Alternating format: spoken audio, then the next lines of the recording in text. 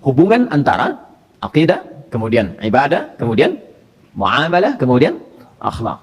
Dan menariknya, ketika akhlak itu diterapkan dalam kehidupan, itu selalu terjaga keseimbangan antara hubungan kita dengan Allah, akidah, dan hubungan kita sosial dengan makhluk di muamalah. Kita sholat pakai akhlak.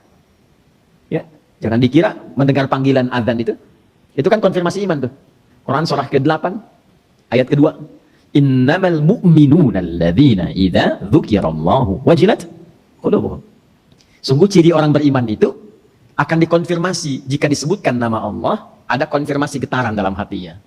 Kapan kita mendengar nama Allah itu? Dikonfirmasi setiap pergantian waktu dalam sehari. Kita bangun tidur kan awal waktunya subuh tuh. Was-subhi idza tanaffas. Awal waktu kita beraktivitas subuh. Lalu masuk pertengahan zuhur. Masuk transisi asar. Ya, masuk maghrib, habis isya. Setiap berganti waktu subuh ke isya diperdengarkan nama Allah di telinga setiap insan untuk mengkonfirmasi ini manusia punya iman nggak? Ya, telinga bahasa Arabnya udhun, jamaknya adzan. Adzan itu bukan sekedar panggilan, tapi dalam panggilan itu ada konfirmasi iman. Baik, coba lihat urutannya. Lafaz pertama adzan itu apa? Allahu Akbar, Allahu Akbar. Kan? Tauhid bukan? Akidah bukan? Akidah bukan? Akidah kan? Baik ya? Kalau belum paham itu akidah, teruskan. Asyhadu an la ilaha illallah. Akidah bukan? Ya kan? Akidah ngikut siapa? Nabi. Wa asyhadu anna Muhammadan Rasulullah. Baik. Tadi setelah akidah itu apa? Hah? Ibadah, kan? Ibadah. Setelah asyhadu anna Muhammadan Rasulullah apa? Hayya 'alas shalah. Ibadah bukan? Ibadah. Ya, lalu setelah ibadah apa? Hah? Muamalah. Di muamalah pengen sukses gak? Ingin bahagia gak? Ingin menang gak? Hayya 'alal falah. Hayya 'alas shalah. Ibadah hayya 'alal falah. Sadar kita setelah itu sukses, nyaman, enak, sebut lagi nama Allah sebagai akhlak. Allahu Akbar, Allahu Akbar, la ilaha illallah. Makanya ketika mendengar adzan ada getaran di hati. Allahu Akbar, Allahu Akbar, getar hati kita. Itu getaran iman. Nah, yang belum punya iman itu nggak ada getarannya. Nggak bisa ditemukan itu. Dicek setiap hari. Dicek setiap hari. Nanti kalau sudah sempurna latihan kita dari ujung kepala sampai ujung kaki, dipanggil itu langsung punya akhlak. Begitu ada panggilan itu bukan cuma getaran, tapi ada persiapan kita untuk menyambut panggilan itu, karena panggilan itu konfirmasi iman dari Allah kepada kita langsung. Panggilan itu janji kebahagiaan, janji kesuksesan, janji kemenangan. Ya, kalau Anda dapat berita dari kantor, hari ini Anda dapat bonus, silahkan ngambil langsung dari direktur. Pakai pakaian begini apa ganti? Serapi mungkin, bonus. Ya kan? Apalagi promosi jabatan. Ya kan? Sudah dapat bonus promosi jabatan. Pakai jas. Pakai dasi, Bu. Masa Ibu pakai dasi? Tapi pakaian terbaik kan? Ya, nah ini kita dapat konfirmasi. Setiap pergantian waktu dari Allah. Siap nih, sukses. Siap, bahagia. Itu ikrar kita itu. Siap sukses, siap bahagia.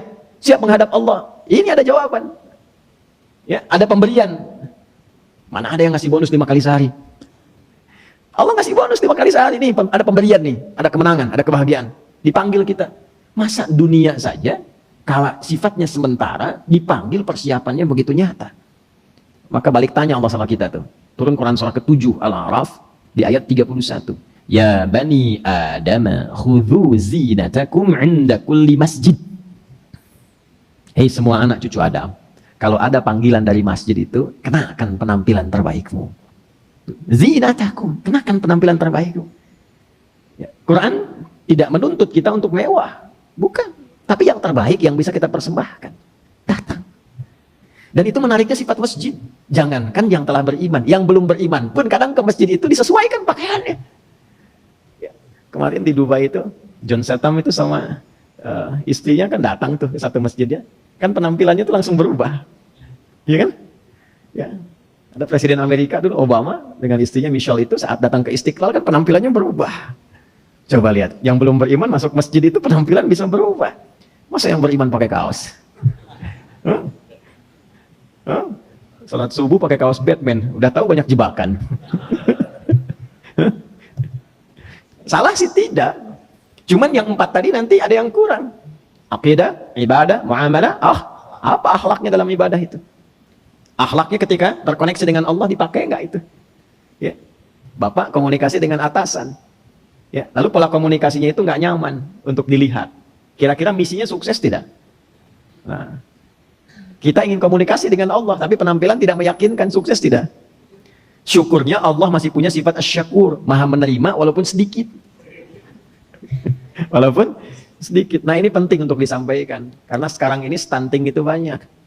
Orang hanya melihat stunting fisikal. Fisiknya stunting memendek. Ternyata sekarang ada stunting spiritual. Sholatnya pendek. Kilat, cepat. Stunting intelektual. Pikirannya pendek. Stunting moral. Perilakunya pendek. Ya, tidak mulia. Catat, belum ada sekarang penemuan stunting spiritual. Ya, jadi Anda bisa bayangkan nih, fisik dengan akal itu mana posisi yang paling tinggi? Akal.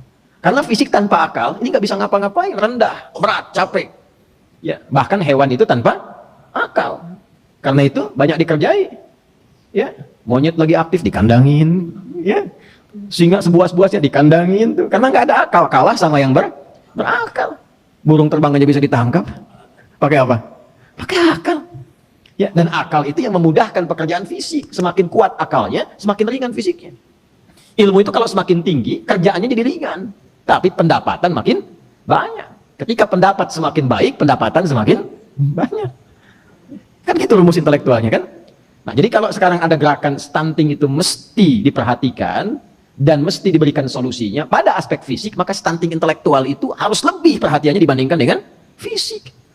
Nah, ada yang lebih tinggi dari intelektual, namanya spiritual. Karena spiritual ini menghasilkan moral. Jadi kalau cuma pintar tapi moralnya rusak, maka kepintarannya pun tidak akan membawa maslahat. Ya, maaf nih. Orang yang rendah intelektual, ada yang menyebutnya dengan bodoh misalnya, dengan orang pintar. Tapi moralnya berbeda. Pilih mana? Orang yang bodoh tapi baik, atau orang yang pintar tapi jahat? Sudah, jangan pilih yang ketiga dulu. Kita kan sedang memperbandingkan dua hal ini. Ya, walaupun tidak sampai apple to apple perbandingan ini, tapi dari aspek nilainya itu serupa. Aspek nilainya serupa. Ya, bagaimana kita bisa melihat sisi nilainya, Pak, Ibu?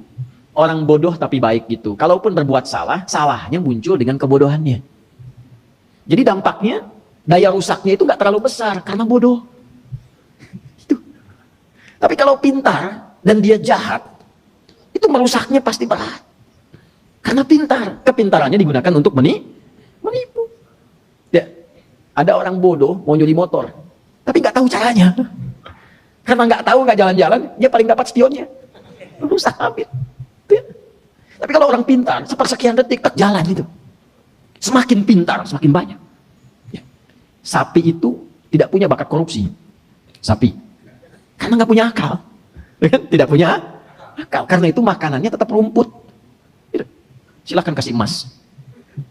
Sapi kasih emas 2 kilo, nggak akan dimakan. Nggak mau dimakan. Manusia makin pintar, makanannya bisa berubah dari nasi jadi aspal. Aspal dimakan tuh. Makanya orang mengatakan dia makan proyek tuh. Proyek dimakan. Nah, apa yang menjaga supaya akal ini tetap dalam fungsinya yang baik? Itu kekuatan moral. Nah, di sini ada perintah. Moral itu bisa lahir, karakter moral itu bisa terbentuk dengan baik kalau spiritualnya kuat. Perintahnya dari sini, bukan dari sini. Ini itu hanya mengkonstruksikan perintah gimana supaya cepat dieksekusi oleh fisik.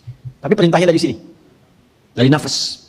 Innan nafsa la'ammaratun bis-su. Kalau nggak diolah, perintahnya jadi buruk.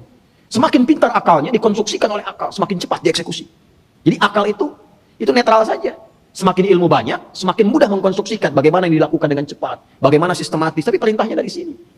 Kalau dia baik, maka semua kebaikan itu akan cepat, tuntas, dan sempurna dilakukan.